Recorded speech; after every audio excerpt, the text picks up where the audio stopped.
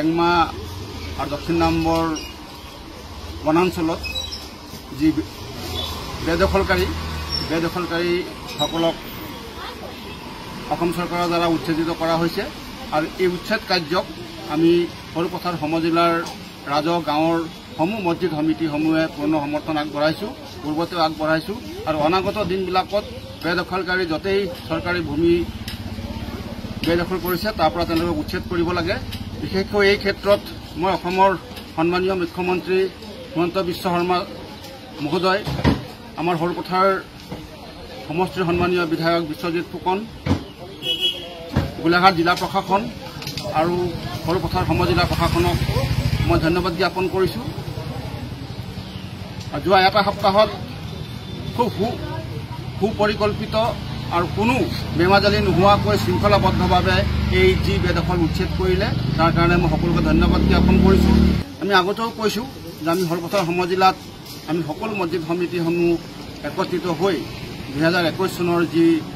গো আইন সেই গো আইনক আমি পূৰ্ণ সমৰ্থন জনাইছোঁ আৰু আমাৰ এই সমজিলাত আমি কেৱল 5 কিলোমিটাৰে নহয় 50 কিলোমিটাৰ এলেকাটো আমি কাকো কৰিব নিদিওঁ, আনকি আমি ব্যৱসায় বন্ধ কৰিবলৈ আমি আহ্বান জনাইছোঁ আৰু এই স্বাগতেই মই সমগ্ৰ অসমৰ মুছলমান সমাজকো মই আহ্বান জনাম যে সকলোকে বৰ্জন কৰিব লাগে আৰু অসম চৰকাৰৰ প্ৰতি পূৰ্ণ সমৰ্থন আগবঢ়ায় আৰু ভৱিষ্যতেও চৰকাৰে লোৱা সিদ্ধান্তসমূহত আমাৰ পূৰ্ণ সমৰ্থন আৰু সহযোগিতা আগবঢ়াব লাগে। ৰেংমা আৰু দক্ষিণ নম্বৰ বনাঞ্চলত যি বেদখলকাৰীসকলক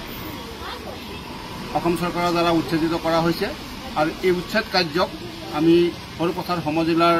ৰাজহ গাঁৱৰ সমূহ মছজিদ সমিতিসমূহে পূৰ্ণ সমৰ্থন আগবঢ়াইছোঁ, পূৰ্বতেও আগবঢ়াইছোঁ আৰু অনাগত দিনবিলাকত বেদখলকাৰী য'তেই চৰকাৰী ভূমি বেদখল কৰিছে তাৰ পৰা তেওঁলোকক উচ্ছেদ কৰিব লাগে। বিশেষকৈ এই ক্ষেত্ৰত মই অসমৰ সন্মানীয় মুখ্যমন্ত্ৰী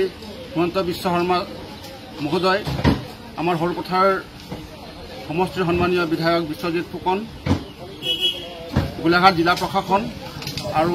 সৰুপথাৰ সমজিলা প্ৰশাসনক মই ধন্যবাদ জ্ঞাপন কৰিছোঁ। যোৱা এটা সপ্তাহত খুব সুপৰিকল্পিত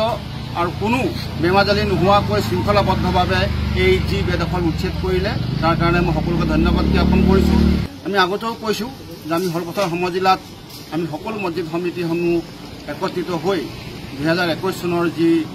গো আইন সেই গো আইনক আমি পূৰ্ণ সমৰ্থন জনাইছোঁ আৰু আমাৰ এই সমজিলাত আমি কেৱল 5 কিলোমিটাৰে নহয় 50 কিলোমিটাৰ এলেকাটো আমি কাকো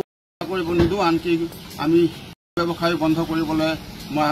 আমি আহ্বান জনাইছোঁ আৰু এই স্বাগতেই মই সমগ্ৰ অসমৰ মুছলমান সমাজকো মই আহ্বান জনাম যে সকলোকে বৰ্জন কৰিব লাগে আৰু অসম চৰকাৰৰ প্ৰতি পূৰ্ণ সমৰ্থন আগবঢ়ায় আৰু ভৱিষ্যতেও চৰকাৰে লোৱা সিদ্ধান্তসমূহত আমাৰ পূৰ্ণ সমৰ্থন